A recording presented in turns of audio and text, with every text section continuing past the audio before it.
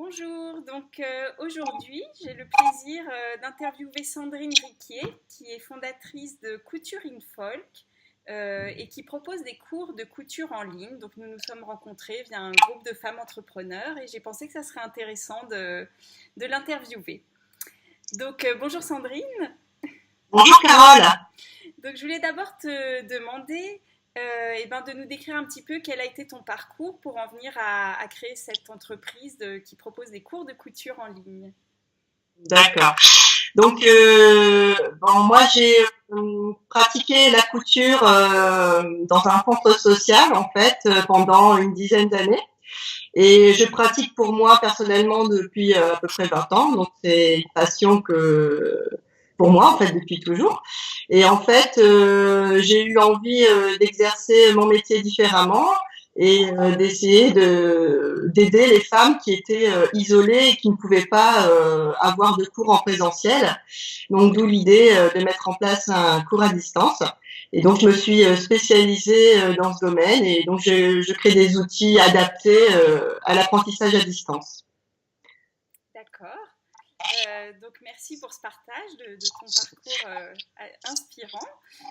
Donc on s'en doute, tu dois avoir un côté créatif assez développé. Et d'ailleurs, moi personnellement, j'aime beaucoup ton univers, ton site internet. On sent vraiment que tu as un goût pour associer les couleurs, les matières, enfin voilà. Alors, ce que je voulais te demander comme deuxième question, c'est grâce à ce côté créatif, j'imagine que tu organises des anniversaires à ton goût pour tes enfants. Et voilà, en quelques mots, est-ce que tu pouvais juste nous décrire à quoi ils ressemblent? Alors mes anniversaires, je pense qu'ils ressemblent un peu à tous les anniversaires de tout le monde. Hein. Alors après, effectivement, comme j'ai un goût pour l'esthétique et les belles choses, c'est vrai que je vais avoir tendance à vouloir donner une jolie petite déco et tout. Alors après, comment dire, euh, je reste assez simple dans mes décos, c'est-à-dire que je vais peut-être ajouter donc des accessoires liés à la thématique, des genres de fanions, des choses comme ça, ou alors des petits déguisements à fabriquer, mais quand même très accessibles pour pas que ça nuise au déroulement en fait du goûter d'anniversaire, quoi. Donc voilà. D'accord. Moi, je retrouve deux concepts clés que j'essaie souvent de partager auprès de mes clientes pour organiser un anniversaire inoubliable. Tu as parlé de jolies décorations, évidemment, c'est très important de mettre les enfants dans l'esprit de la fête, etc.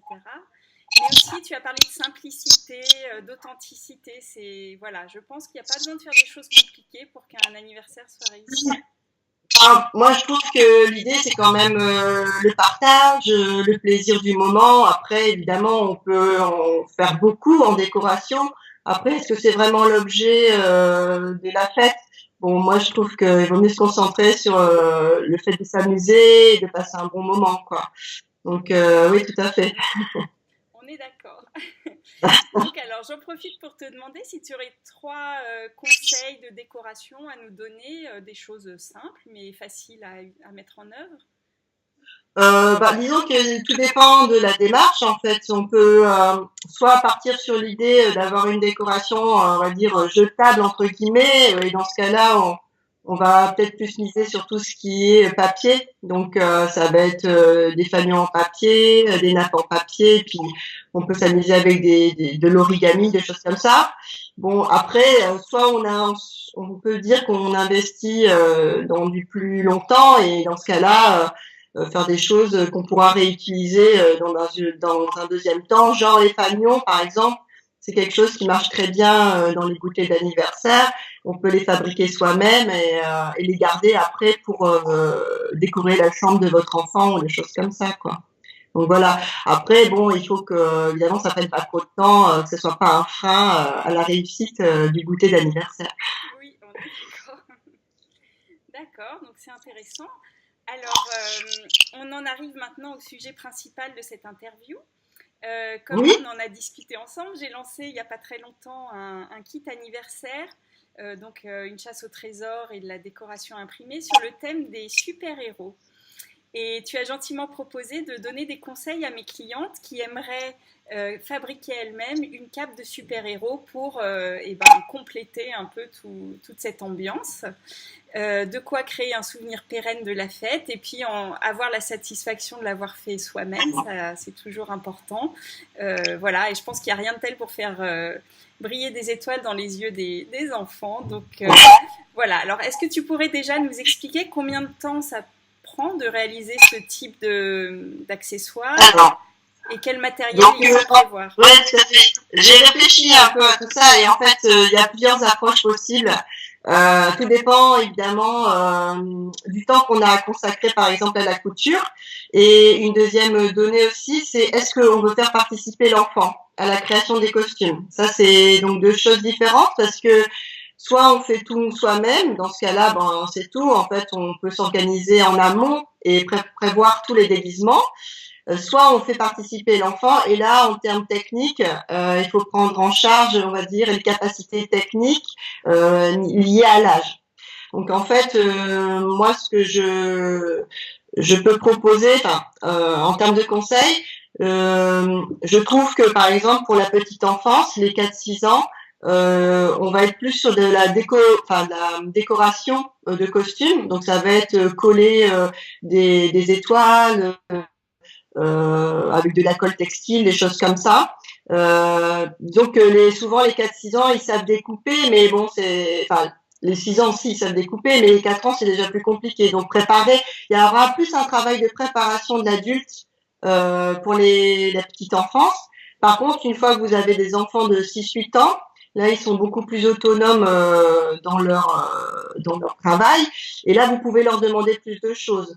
Et justement, pour les 6-8 ans, ils peuvent faire complètement la cape. Donc, avec l'aide d'un adulte. Alors, sachant que pour avoir déjà fait des déguisements avec des enfants, les enfants sont souvent très impatients et ils veulent porter le déguisement très rapidement. Donc ça, c'est une donnée à prendre en compte également, c'est-à-dire qu'il ne faut pas que ça soit un frein technique, c'est-à-dire que en temps, je considère que si vous mettez en place un atelier de costumes dans votre goûter d'anniversaire, je trouve que par exemple pour les 4-6 ans, ça doit être 20-25 minutes et pour les 6-8 ans, on peut aller jusqu'à 45 minutes. Mais après, faut pas que ça soit l'objet complet du goûter d'anniversaire. Enfin, c'est mon avis très personnel, hein. Mais donc voilà. Alors après moi, je vais proposer le petit tutoriel pour réaliser la cape de super-héros sur mon blog. Hein, donc je te préparerai tout ça, Carole. Donc voilà. Donc je vais expliquer justement le type de patron qu'on peut utiliser pour éviter d'avoir trop de techniques de couture dessus. Donc j'ai fait des recherches et en fait moi ce que je vous propose c'est de faire une cape qui est en une seule pièce, c'est-à-dire on va pas devoir ajouter des cordons, des choses comme ça, on aura juste à mettre un petit scratch et puis c'est tout et décorer. Donc je sais pas, est-ce que ça répond à tes questions, Carole? Oui, donc a priori, par contre, si la maman décide de le faire seule avant la fête, combien de temps ça pourrait lui prendre?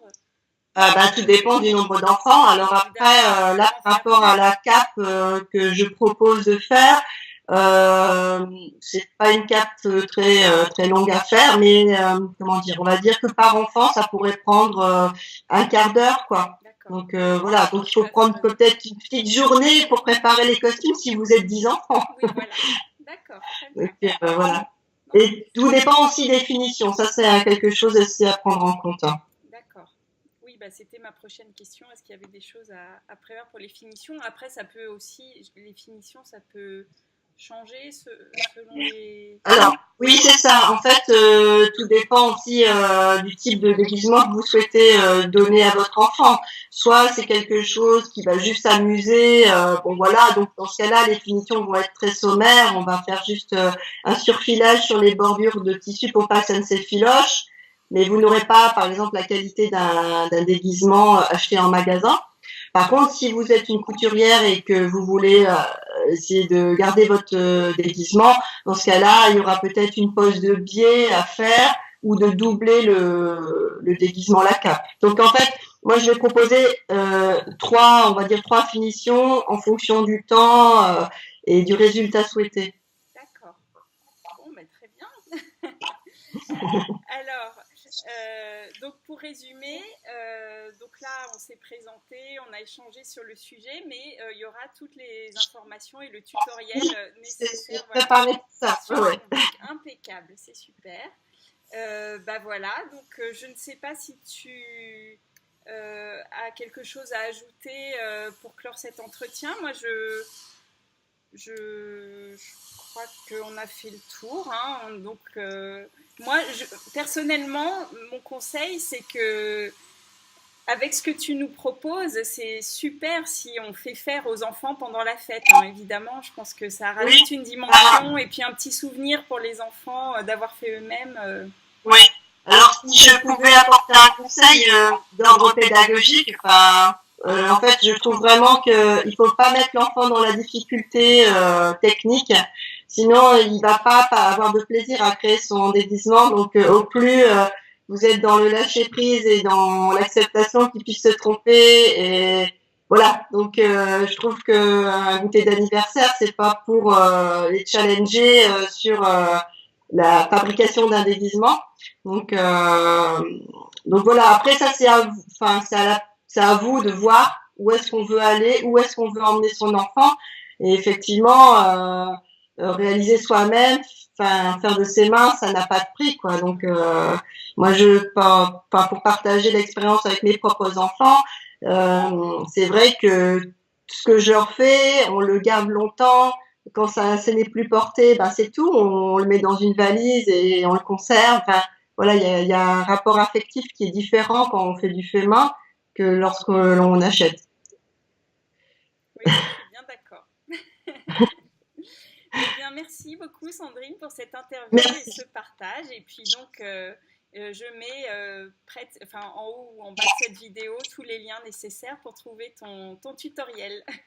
Merci, à bientôt. À bientôt. À bientôt.